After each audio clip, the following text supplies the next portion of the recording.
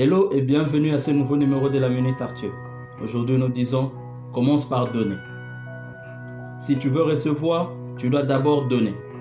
C'est ça le début de l'intelligence. Lao Tzu.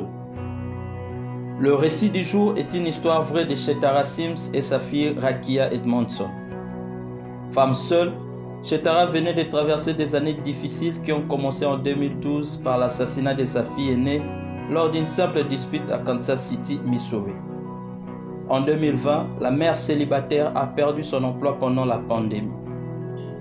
En juillet de la même année, alors qu'elle n'avait que $7 dans sa poche et se rendait dans une épicerie du coin avec sa fille de 12 ans Rakia, la dame Chance les a croisées.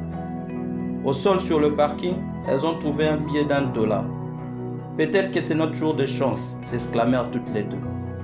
Avec ces dollars, elles ont acheté un ticket de loterie et ont gagné $100 avec ces tickets. Mais avant de pouvoir dépenser leur aubaine, Rakia a eu une idée. Les nouvelles à Kansas City cette semaine-là étaient dominées par une histoire d'un policier, Tyler Moss, qui s'était fait tirer dessus dans l'exercice de ses fonctions et était dans un état critique. Rakia et sa mère n'ont jamais oublié à quel point la police était une aide pour elle quand la fille de cette dernière a été assassinée. Les officiers étaient vraiment là pour nous. Ils sont venus voir mes enfants. Ils étaient des pères, des thérapeutes, ils étaient tout, disait Shetara. Rakia a proposé de donner ses gains de loterie à la famille de l'officier Moss qui luttait pour sa vie à l'hôpital, chose que sa mère a acceptée volontiers. Le 10 juillet, Shetara appela la police et a fait un don anonyme de $100.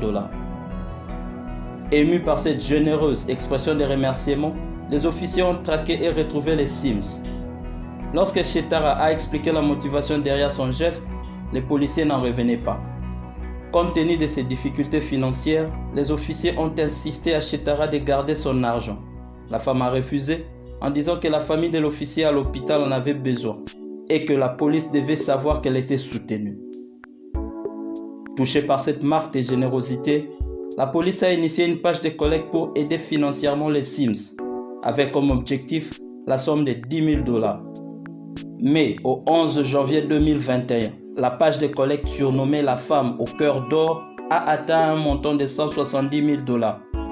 Et toute la somme, même pas un centime de moins, a été remise à Shetara et ses enfants. Cerise sur le gâteau, l'officier de police Moss, qui n'avait que 1% de chances de survie, a survécu et sorti de l'hôpital. Mon ami, celui qui donne ne manque de rien. Un bienfait ne te reviendra pas forcément par le même canal, mais il n'est jamais perdu. Nous sommes soit donneurs ou receveurs.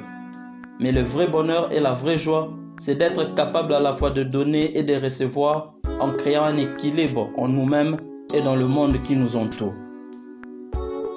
Celui qui ne fait que recevoir des autres tout ce qu'ils ont à offrir sans rien donner en retour ne sera jamais satisfait. Parce que malgré ce qu'il a, ça ne sera jamais assez. Shetara Sims dans notre récit n'a fait que donner le peu qu'elle avait, sans espoir de recevoir directement de la personne bénéficiaire de son acte. Mais quand sa générosité a fleuri, elle a récolté plus de 1500 fois sa modeste mise. On ne donne pas pour recevoir, mais quand on donne, on reçoit toujours. C'est une loi de la nature, pareille à la gravité. Pour créer l'abondance, la prospérité, le succès et l'amour, nous devons apprendre à donner sans culpabilité et à recevoir avec gratitude.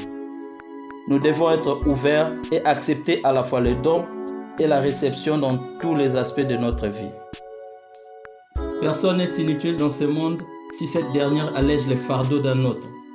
Comme disait Mère Teresa, ce n'est pas combien nous donnons, plutôt combien d'amour nous mettons dans ce que nous donnons qui compte vraiment. Thank you.